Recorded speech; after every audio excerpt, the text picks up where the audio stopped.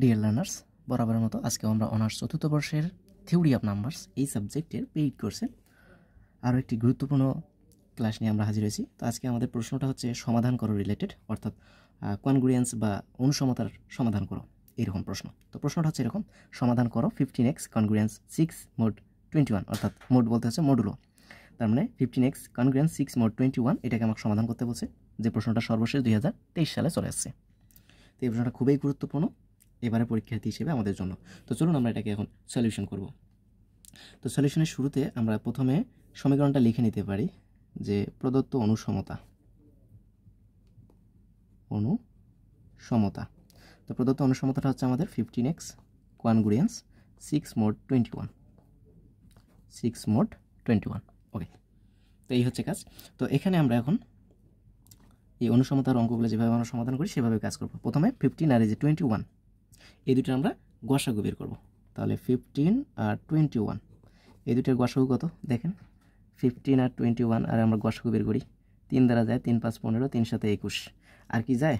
আর তো আমাদের যাবে না, কেননা দুইটাকে আর যাচ্ছে না, কোনো সংখ্যায় দ্বারা যাচ্ছে না, দুইজনে প্রাইম নাম্বার হয়ে গেছে। তার মানে 3, তার মানে 15 আর 21 এর গসাগু হচ্ছে আমাদের 3।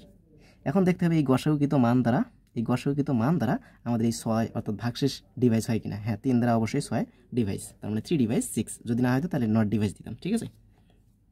যেহেতু 3 দ্বারা অর্থাৎ গসাগুকৃত মান দ্বারা ভাগ গেছে, তার মানে আমরা বলতে পারি যে প্রদত্ত অনুসমতার কয়টা সমাধান থাকবে?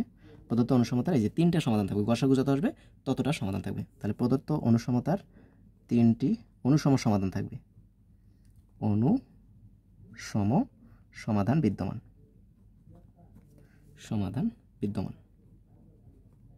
ওকে, তো এখন এই 3টা যে অনুসম সমাধান আছে সেই 3টে অনুসম সমাধান এখন আমাকে বের করতে হবে। তো চলুন আমরা সেই কাজটাই করি। এখন আমাদের যেটা অনুসমতা ছিল সেটা আমরা লিখে নেব যে 15x কনগ্রুয়েন্স 6 মোড 21। বেশ, এখন আমাদের এখানে কাজ হবে যদি কোনো কিছু ভাগ করা যায়, মানে কোনো কিছু দ্বারা ভাগ করা যায় তাহলে আমরা ভাগ করে দিব। তো দেখা যাচ্ছে এটাও 3 দ্বারা বিভাজ্য হচ্ছে, এটাও 3 দ্বারা বিভাজ্য হচ্ছে, এটাও 3 দ্বারা বিভাজ্য হচ্ছে, তার মানে সবাইকে আমরা 3 দ্বারা ভাগ করে দিই। 3 দ্বারা ভাগ করলে আমরা 5x কনগ্রুয়েন্স এখানে তাহলে 3 পাচ্ছি, মোড হচ্ছে আমাদের 7।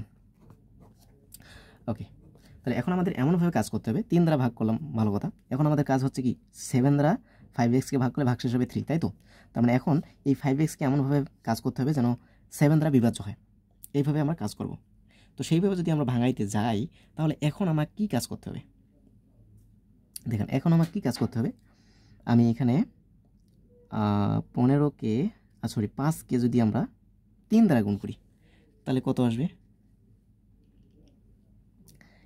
এখন গুণ মানে এটার সাথে কিন্তু গুণ হবে না, এখন যা হবে এটার মধ্যে কাজ হবে। তার মানে 3 দ্বারা যদি গুণ করি 3 5 15, 15কে ভেঙে আমি 7 2 14 অর্থাৎ x ডিরেক্টলি আমি পাবো, অথবা না করে আমরা 2 দ্বারাও গুণ করতে পারি। আচ্ছা, 2 দ্বারা গুণ করে আমরা অতটা লাভবান হতে পারবো না। হ্যাঁ, ডিরেক্টলি আমরা 3 দ্বারা গুণ করি, তার মানে 3 × 5x কনগ্রুয়েন্স 3 × 3 মোড এখানে 7, এখানে আর কিন্তু 3 গুণ হবে না। ভাগের সময় সবগুলো যদি ভাগ যায় তাহলে আমরা সেই কাজটা করে দিব। আর এই যে এখানে গুণ করলাম শুধু আমাদের এটার সাথে আর এই যে ভাগশেষের সাথে গুণ হবে, এটার সাথে কোনো কানেকশন নাই, ঠিক আছে। ও এখানে তো 3 দ্বারা ভাগ করছি, তার মানে 2 ছিল, তাই না? হ্যাঁ, 2 ছিল।